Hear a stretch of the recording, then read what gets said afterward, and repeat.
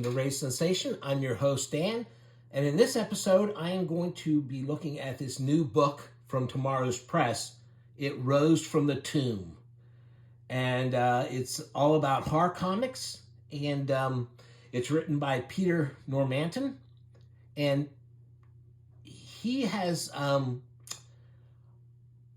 Tomorrow's Press put out another book by him called From the Tomb. And that book was a collection of kind of like the best of from his original fanzine, his original UK fanzine.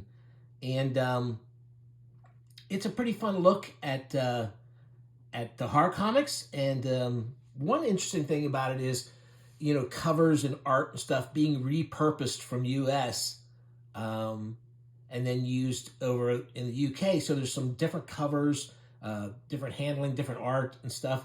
So it's pretty interesting from that perspective. And also interesting to see what they reprinted from the US, what they had British authors doing. You know, it's fun to look at fanzines covering something you're kind of familiar with, like the horror comics, but from another country. And I wish we had some for every country. Let's have a book anyway. Getting off track here. So Tomorrow's Press is going to be publishing a magazine called Cryptology, and it's going to be covering horror comics. And Tomorrow's magazines are, even if they're not always, you know, anything I'm interested in, they're usually really well done, and I really like them, and I'll be looking forward to that. In the meantime, this is things that he had written but not had the chance to publish anywhere. Now, some of these articles are, you know, they're barely articles. They're more like an excuse to show some artwork. I'm totally unhappy with that. But let's just flip through this real quick. You know, it doesn't read like a real book. It does read like a collection of essays, although it's slightly in chronological order. There's things that are out of place. There's chapters that cover more than one decade. So obviously it's not really a history of horror comics. But it's covers some nice things that I haven't seen written up before. There's a celebration salute, whatever you want to call it, to Bernie Wrightson. So here we go. Let's take a look at this real quick. There we go. Nice end paper. And here's, this is the covers of some of his fanzine. And you can see the repurposed art on the comics. This is cool. I like this look at the two different covers.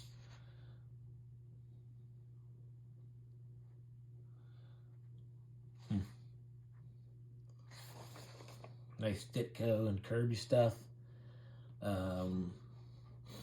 Here's some of the black and white comics. See, it's pretty loosey-goosey there. There's Fing Fang Foom, the infamous. You got something as far out as Fing Fang Foom on one page, and then the Inquisition on the next. You know, so this is just a quick look through the different ways horror comics were published. And there's some short story books for some reason. There's Planet of the Apes. Here's that Mike Plug and who was it? Alex Nino. The Weird World comic. I remember when this was the Weird World. It doesn't mention here. I thought of it as kind of an obvious ripoff of ElfQuest, but you know, maybe this came first and I didn't see it at the time. I don't think that's true, but anyway, nice cover there.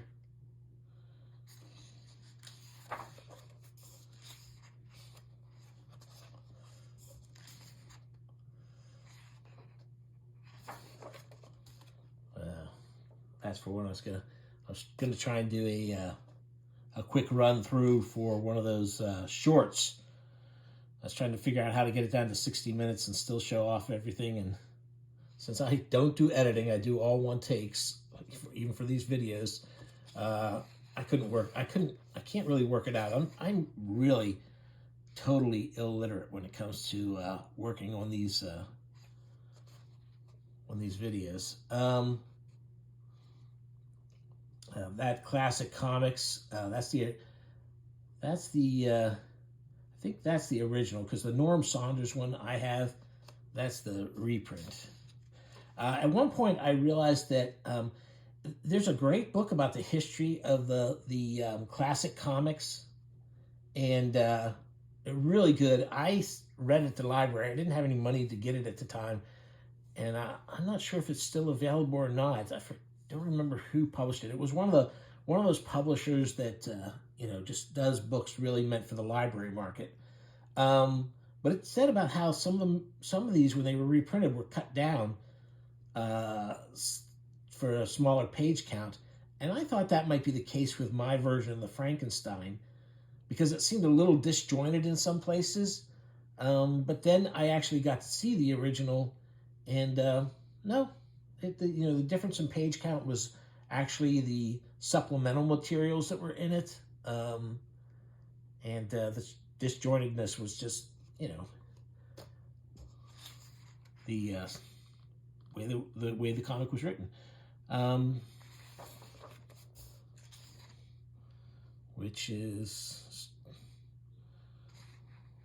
one of the Captain America torture comics, trying to give you an idea about the movies that were popular at the time.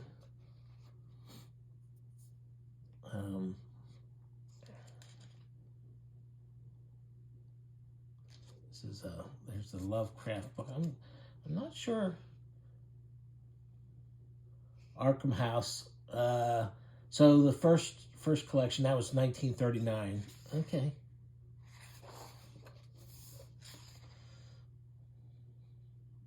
I just read that one. I just read the Adventures into the Unknown with those in.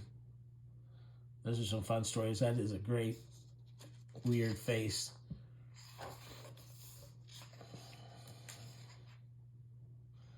Vampire Prowls. That's a cool. Some cool monsters there. From start to finish. So some original art for the EC stuff.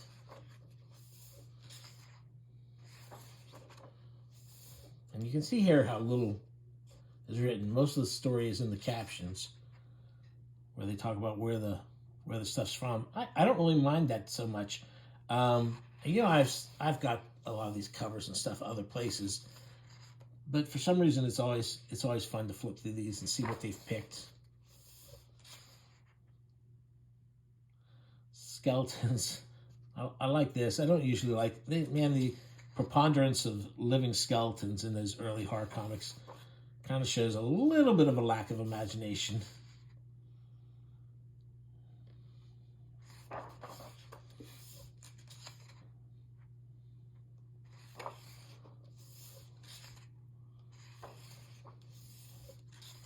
This is weird.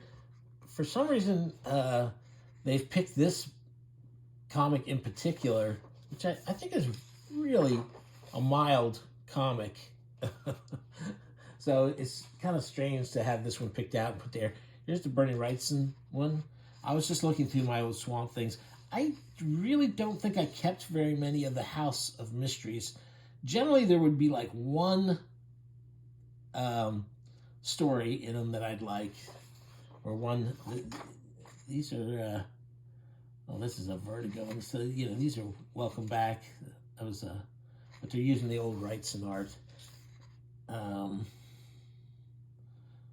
Nice little piece of black and white art.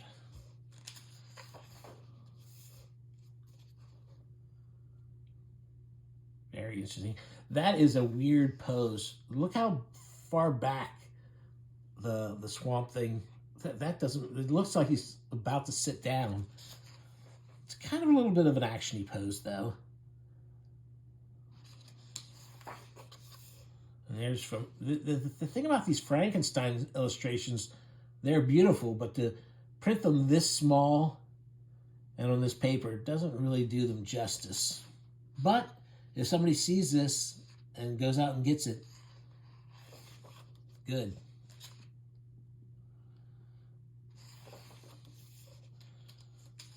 Okay. This is a little bit about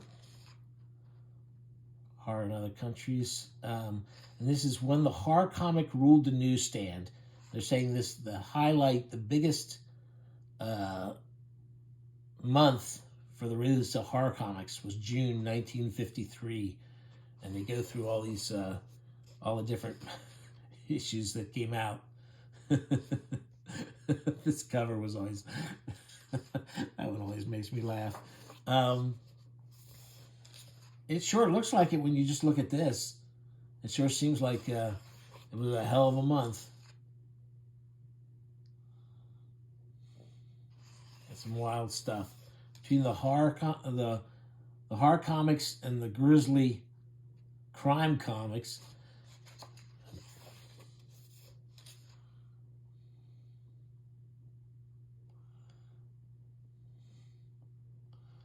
wow.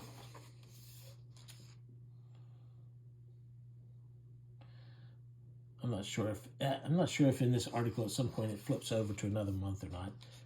Not sure if this is still all the same month, but could be. I don't see any titles repeated.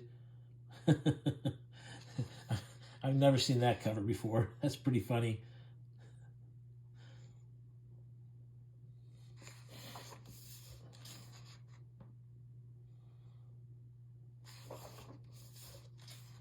Wow.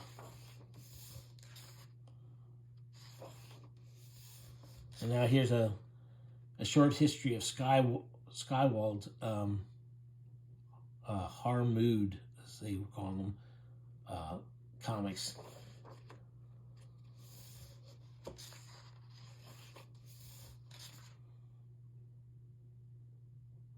Those are some wild covers. That is a wild cover.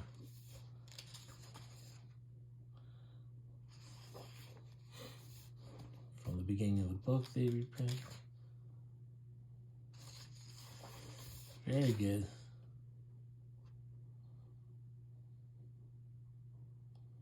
Not crazy about that one. Dr. Death. Face of Death. Okay, I'm taking too long. I don't want to really look at every single thing. Let me jump back here, skip a bunch of stuff, go to this. There's no escape from the dark mansion of romantic mystery. So there was part of the paperback boom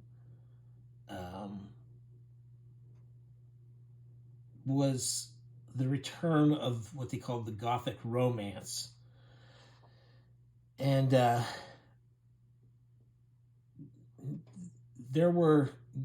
term Gothic romance could mean like a fantasy horror kind of thing, a fantasy kind of thing. But there was a specific sort that people started to use the term to describe. And that's these books, the woman who goes to the haunted locale, where something, a lot of times it turns out not to be supernatural, but occasionally there is supernatural stuff going on. And there became a big boom of that. Dark Shadows was part of that boom. That hit it big in the paperbacks. And so comics tried to follow suit, especially DC. And this is an article on those things. And it's interesting. I am not going to probably go out and look for any of these. I read a couple at the time and wasn't, because of the artists, the DC artists who were working on them, and didn't think much of them. I probably would nowadays if I saw one in the dollar bins, I might pick it up. Or if someone wants to put out a nice collection of the best of, I would probably take a look at it, just to see if me as an adult would, because when I was a teen when this was coming out, and I just thought it wasn't scary enough, spooky enough, gory enough for me.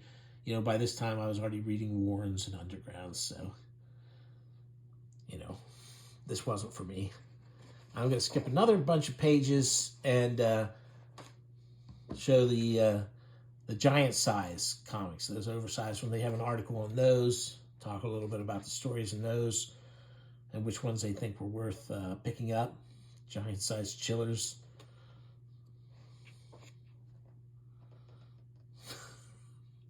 They even make mention of the fact that everybody loves to make fun of this title, giant size man thing. Which, hey.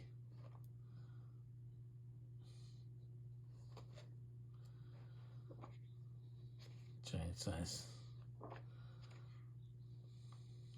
So there's a little bit, just in case you weren't thinking, oh man, I'm not getting much of my Mighty Marvel fix. There you go. There's Haunted. So anyway, this book is, what is it, like 190 pages? Yeah, 190 pages.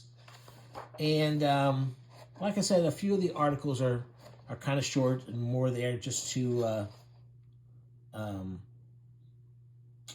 shows. Oh, there it is. It crept from the tomb. That's what they called the first collection. This is like the best of the early stuff, the early fanzines. And it talks about H.P. Lovecraft comics, Corbin comics, stuff like that. So, you know, I think Tomorrow's Press has a lot of interesting books. Like I said, one of my favorite books of the last couple of years. Do I have a picture of it in one of these ad things here?